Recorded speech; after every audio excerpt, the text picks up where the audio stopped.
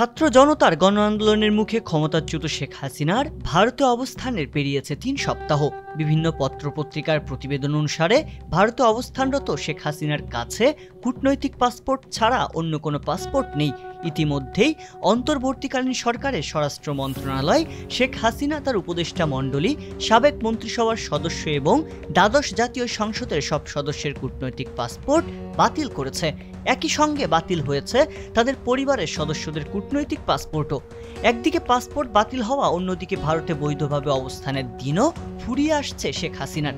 এই পরিস্থিতিতে শেখ হাসিনার পরবর্তী পদক্ষেপ কি হবে, ভারতের সাথে দীর্ঘদিনের বন্ধুত্বপূর্ণ সম্পর্কই বা কিভাবে সামাল দেবে নয়াদিল্লি, তা নিয়ে কারো কোনো স্পষ্ট বিবৃতি না থাকায় এ নিয়ে জনসাধারণের মনে তৈরি হয়েছে প্রশ্ন।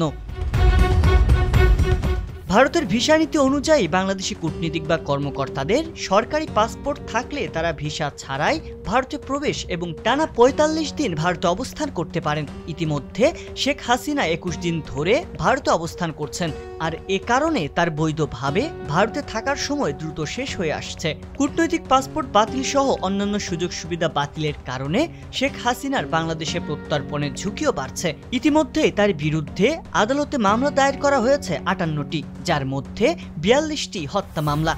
তবে ২০১৩ সালে বাংলাদেশ ও ভারতের মধ্যে স্বাক্ষরিত এবং ২০১৬ সালে সংশোধিত প্রত্যর্পণ চুক্তির আওতায় শেখ হাসিনাকে দেশে ফেরানোর সম্ভাবনা থাকলেও বিশেষজ্ঞরা বলছেন ফৌজদারি মামলার বিচার করতে বাংলাদেশের সাবেক প্রধানমন্ত্রী শেখ হাসিনাকে ভারত থেকে দেশে ফিরিয়ে আনা কঠিন হবে।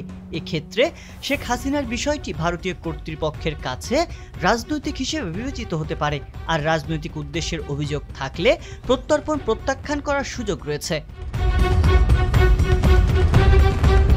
বিভিন্ন গণমাধ্যমে প্রকাশিত খবরে জানা গেছে, শেখ হাসিনাকে ফেরত দেওয়ার বিষয়ে ২০১৩ সালের প্রত্যর্পণ চুক্তির তেমন কোনো গুরুত্ব রয়েছে বলে মনে করছে না ভারতের পররাষ্ট্র মন্ত্রণালয়। এই চুক্তি করা হয়েছিল দুদেশের মধ্যে জঙ্গি, পাচারকারী ও চোরাচালানিকারীদের প্রত্যর্পণের উদ্দেশ্যে। ২০১৬ সালে এই চুক্তিতে বেশ কিছু সংশোধন আনা হয়েছিল। ভারত যদি মনে করে রাজনৈতিক কারণে কাউকে প্রত্যর্পণের দাবি জানানো হচ্ছে, তবে তারা সে দাবি মানতে বাধ্য নয়। চুক্তির একটি ধারায় উল্লেখ আছে, প্রত্যর্পণের পরে ব্যক্তির দীর্ঘ কারাবাস ও প্রাণহানির আশঙ্কা থাকলে প্রত্যর্পণের দাবি বাতিল করা যাবে।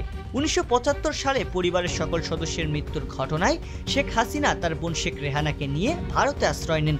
এবারের আশ্রয়ের ঘটনাও যদি সেদিকেই মোড় নেয়, তবে ভারতের দীর্ঘদিনের পরীক্ষিত বন্ধু হিসেবে শেখ হাসিনাকে দেশে ফিরিয়ে আনা সম্ভব হবে না। ভারতীয় গণমাধ্যম বলছে, বাংলাদেশের সাথে সম্পর্ক সামাল দিতে ভারত শেখ হাসিনাকে তৃতীয় কোনো দেশের কাছে হস্তান্তর করতে আলোচনা করছে।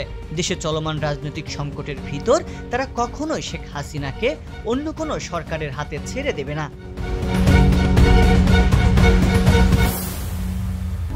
সংবাদ, ফিচার ও অনুষ্ঠানের জন্য ভিজিট করুন সংবাদ প্রকাশের ওয়েবসাইট এবং যুক্ত থাকুন ফেসবুক পেজ ও ইউটিউব চ্যানেলের সঙ্গে।